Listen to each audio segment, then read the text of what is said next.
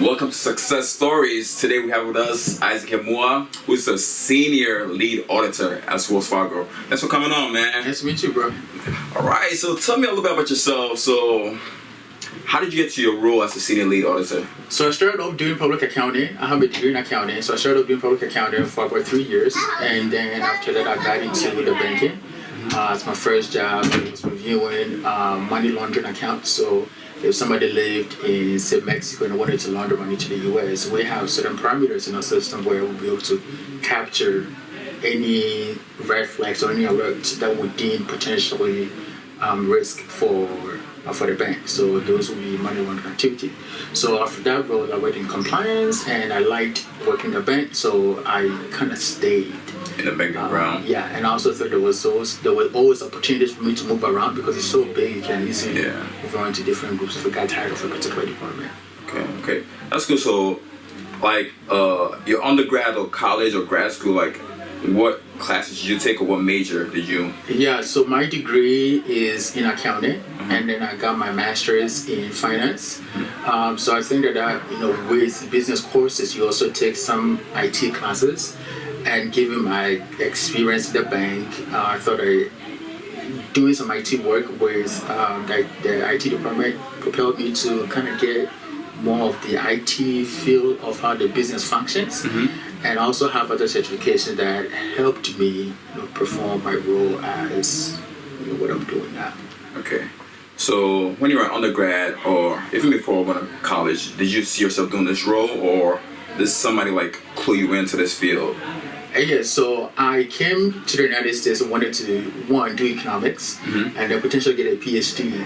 So when I first told my uncle, hey, this is my goal, he said, no, son, this is not going to get you the job that you wanted to do. Yeah. Because the demand for it was so low. Yeah. And so he advised that I pursue accounting. So I heeded to that advice and I pursued accounting. So that was initially, and I actually double majored in accounting and economics because I didn't want to let go of economics yet. Yeah. So I did accounting and economics, and then my business professors also told me that you have a better shot at accounting than you do with economics. So I dropped that major after 3 years, and then I fully majored in accounting. So it wasn't my goal to do accounting, but I had advice from family members that it would benefit me more if I did accounting, and so I did that. And that's right now. That's good though. So when did you start to add the IT realm to it? So I did a job at the bank where I had to review the bank's incident response policy. So an incident response is if something were to happen at the bank today, what would we do, or how much time do we have to respond? So for example, if I don't want to say ISIS, but if somebody had to go into a system, like a hacker, essentially, how quickly can we respond? What was our process to respond to that? Yeah. So my first project with the bank was to help identify any gaps in that process, and if there were any gaps, how can we address it? So I think I did well, given that was my first IT role, and so I liked that that part of the business, and I gradually kind of transitioned into that role. Okay. So while you were doing that, were you also combining the accounting, or were you just so I was still doing accounting, but also taking another IT project for the team, right? So if we had to work on a special project where we had to determine how we are responding to cyber attacks, I would join the IT team, almost be like the rep or the liaison between my team and IT. Okay. Kind of help facilitate that project. Okay. So the young people out there, or those who are trying to come up, if there is opportunity for you to do something, and always say, hey, I can do it, or kind of reach out and say, give me the opportunity, or give me the shot, and always just put in your best foot forward, and then hopefully it pays off. Yeah, but were you like nervous about taking those roles? I mean, sometimes like that's what is that option to take something, but like fear also sets in, like, what if I go there and I fail? So one thing that I've learned is fear is irrational, right? So and when I started working with these folks who've been doing IT for so long, I realized that they also needed my perspective. So I say, hey, well, you actually the guys who are in the business, right? How does this make sense to you as an end user? So the more they valued my input, I was able to learn much from them as well. So it was almost like a give and take. So I learn more from you as I give you more information. Okay, cool. And you also told me you did a master's program. Yes. So what did you master in? So Yeah. So I have a master's. I did an MBA, Master's of Business Administration, with an emphasis in finance. So the reason why I did the MBA or even the emphasis in finance was I wanted that to complement the accounting. I didn't want to do fully accounting because, again, I got an advice from my relative that told me that hey, it'll be a good combo to have the accounting. So why don't you augment that with finance? So, has that helped me with my job? Not quite, but I think, it has checked a certain box where people will look to say, do you have a graduate degree? Yes, you do. Is it in finance? Yeah, because you work in the financial services field. So it's helped in that regard. But as far as being able to do my job, I think it is more about on-the-job training. So it's learn how the company does things and be able to adjust around that. So do you feel like getting the master's has helped you get certain raises or certain jobs that you would not have been able to get it if you didn't have it? Yeah, so I think the latter is more accurate. So not raises per se, but I think it's helped me get certain positions because there are certain roles. If you don't have a graduate degree, you're not even considered for it. Oh, wow. Yeah, so I think it's helped me cross a certain threshold. Yeah. But as far as compensation, I don't think it's made any impact. Okay, so do you regret doing it? No, I don't, because also I think it's kind of like a two-edged sword. So once you're able to cross that threshold of having a master's degree to be able to get certain positions, they compensate for it. Okay. Right. Yeah. So, but they didn't say, oh, you have a master's degree, so we're gonna give $10,000 more. No. Okay. But certain roles require you to have it, and then by default, those roles pay. More. So it opens doors for you that you can never access with just a bachelor's. Yes.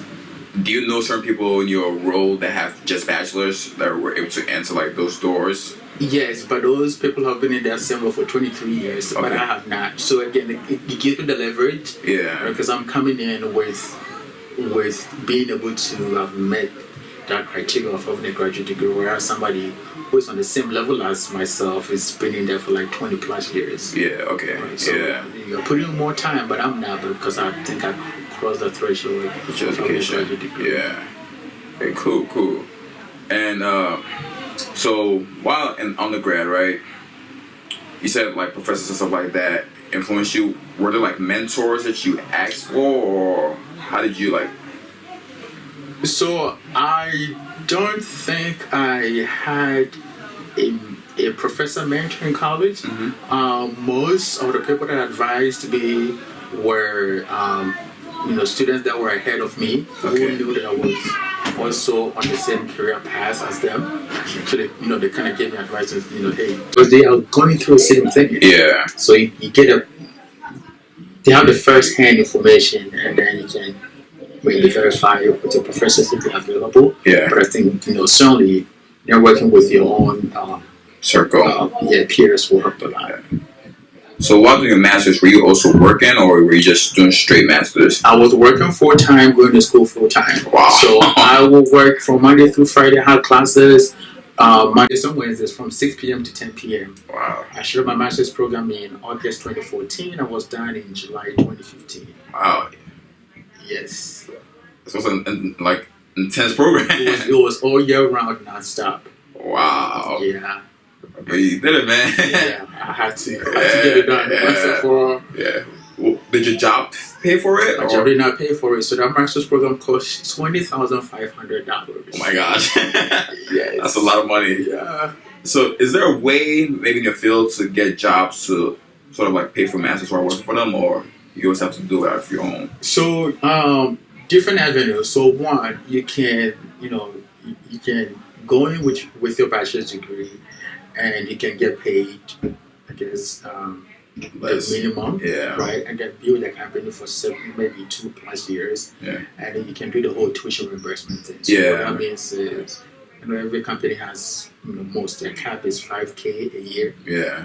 Which kind of limits you to how many classes you can actually take in a semester. Yeah. So if you want to wait like 4 years to get a master's degree so that the company can pay for you, great. You can do that. Yeah. Yeah, but I didn't want to wait for that long. Yeah. Or some people would like to pay half of it, the company pays half.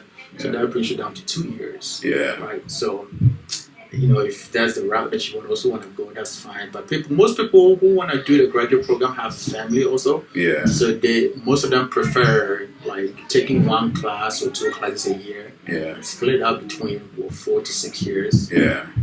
Free. It was convenient because they have family. Yeah. They also have their degree, so it kind of pays off. I guess it really depends on where you are in life and what options suit you better. Yeah. Okay. So right now at your job, like, what does your day-to-day look like?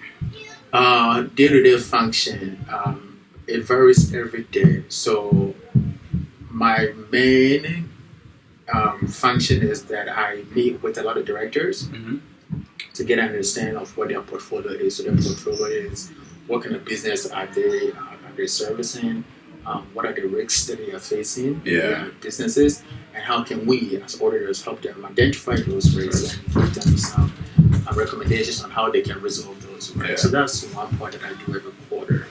The second piece is I also train staff that I work with on how they can also perform audits. Yeah. And the other piece is I work with IT as well. Yeah. To kind of get an idea of what we are lacking from a business standpoint. Yeah. And what solution do they have that can be translated into what we are asking for them to produce for the business. That's really cool, man. So your job doesn't get boring then? It doesn't get boring because even when I leave the department like that I shadow, I have to go to a different group to kind of get an understanding of what their business is, what their portfolio is, what their risk they're facing. And some of the groups that I've had opportunity to work with is marketing, corporate communication, product management, project management, and of course IT. So you learn a whole lot. And after the good thing I like about my job is after a while you almost become the expert. So if there's an open position, they let you know first. Yeah. And if the person really likes you or if you made any good impression on them, they will even like seek you to apply for that position. Wow. That's actually happened to me twice, but I really didn't like the title of the job. Yeah. So like, I don't know how I'm gonna put this on my resume, so I don't want it. But that tells you that like the role that we play or the role that my department plays in the organization is very huge because they value our opinion. We come in, we kind of say, hey, well, this is not working right, so you might want to consider doing the A, B, C, D. Yeah. And once they take heed to doing that, it's a complete turnaround. Yeah. So they're like, I didn't know that, but you came in, you told me this, and I did it, it's working. Well, do you want to come over and just kind of have an oversight over that? Yeah. So, that presents opportunities that, I never really asked for, I didn't really foresee myself doing. Yeah. But it comes over time as a reason of my job. Yeah.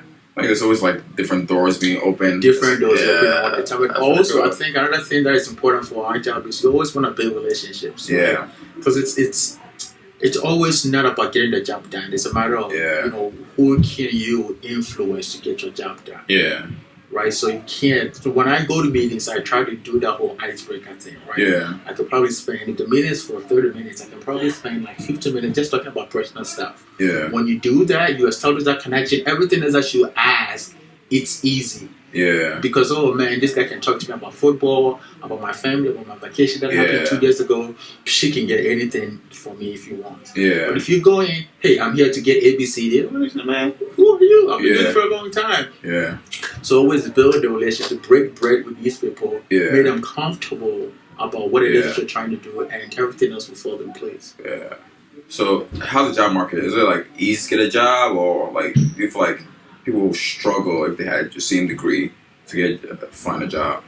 So I think for accounting and finance, it's not very hard to get a job because the market right now is booming. Yeah. I mean, especially if you have an IT background, it's very good. I've actually had a lot of other companies hit me out for some six-figure jobs. Yeah. I was like, dude, I already moved my line. I can't really, come back for this job. But the market is really high, especially for like doing IT audit or IT consulting. Yeah. The market is really high for it.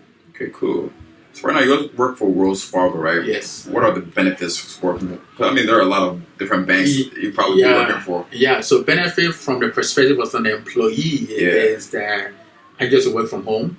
Oh wow! At least once a week. So typically Fridays I work from home.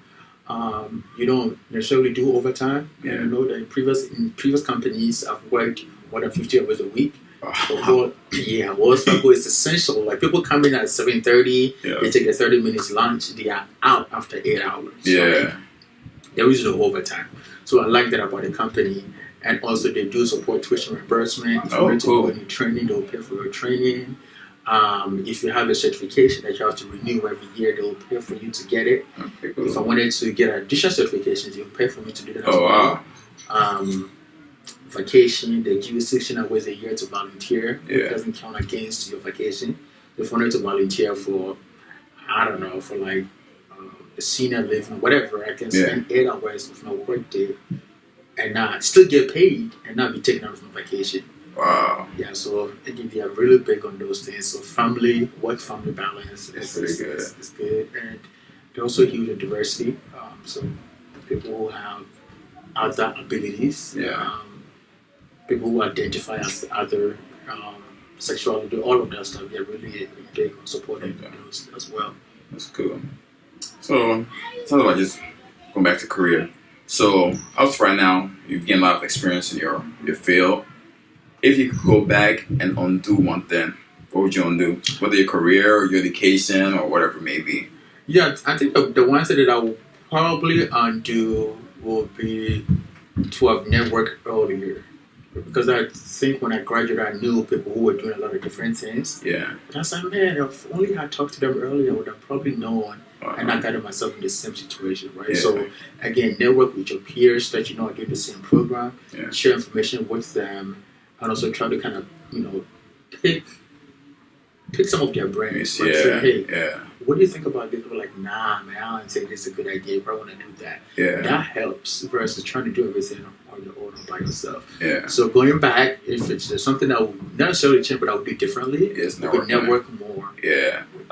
Yeah, I think that's every field. Cause sometimes, I mean, if you're like an introvert, sometimes it's nerve-wracking, like going outside your box. But I feel like in the world we live in, like you have to network, like you have to build rapport with people. Yeah. Because sometimes you get certain jobs based on like who you know. Exactly. Yeah. Yeah, and even with being an introvert, right? So if you're not huge on going to all these big career fairs, try to get their name and contact and set up like lunch or coffee with them. Yeah. So like one-on-one, I think I was an introvert from the beginning, but I started off doing one-on-one conversations. Okay. And I knew that I was very good at it. So I built on that. Yeah. So after 2 years, I was like, oh, I can go to a function and I'll just like talk and kind of zone everybody out. Yeah. And you and I can have a one-on-one conversation. Okay. So if you're not that much of like a people's person, just do one-on-one, drink coffee or the lunch, 30 minutes, talk. And, person, and it will come with time. Yeah, especially if you're an introvert. Sometimes you get out of that box. I know. It's nerve-wracking, man. I know, but you got to do it. Yeah, you got to. Yeah. So, if you had to give one advice, if it could be anything, to maybe your future kids or to somebody in high school that's trying to like become like you, it could be anything. What's one advice you give them? I would say definitely do what the market demands. I know that there's a lot of buzz where you got to do your passion, but that's not, your passion doesn't always pay, right? Yeah. So I think that, if you realize that your passion is not sellable, or I guess doesn't have much value as far as paying you to be able to pay the student loans or debt, you probably want to reconsider, right? So do what the market actually demands. So see, what jobs have the highest hiring rate. See how you are comparable with that skill set and being able to achieve that job or degree or whatever. And just kind of do that too, right? Because you can always say, my passion is to dance. I want to go to college and get a degree for dancing. I'm not knocking dancing, but you also got to be realistic. Like, is dancing degree really going to get me to make the kind of money that I want to make or the kind of lifestyle that I want to live, right? Yeah. So, do a self-assessment, see what is in demand in general, and just do that. And I think when you do that, you'll be comfortable. So once you have a living or you have a livelihood, you can develop your passion in addition to that. Yeah. So if your passion is to go fishing or to teach or to educate the youth, you can still do that when you have your main job that pays you good money. Yeah. yeah. You could just do the whatever you love to do on the side. Yeah, yeah. 'Cause I think you never want to lose that passion. No, but don't You also want to make a living. yes, right. So don't confuse passion with career, because those two different things, right? Yeah. If your passion becomes your career, then I mean, you are not really making good money. Because I have friends who went to school to do what they're passionate for. Again, I'm not knocking it, but I also think you will want to be realistic, right? Is it really going to pay off? Yeah. And if it's not, then I want to reconsider. You still do your passion, maybe not now, but you still got time to do your passion. I get you.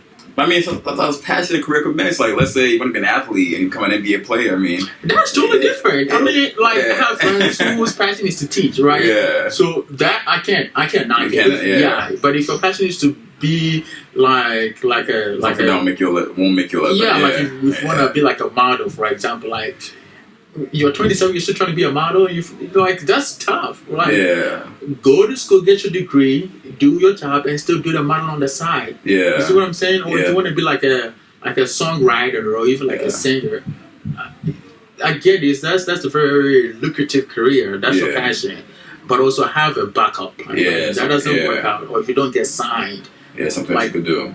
Yeah. What are you doing? Yeah. And I have friends who are, dentists and PAs who are doing their job, but also doing their side passion where they are doing like gardening. Yeah. And they are, doing their modeling. One girl that I know is actually a medical doctor, and she's also like a makeup artist. Oh wow. So she does like on the free time. Like, she doesn't pick up shifts.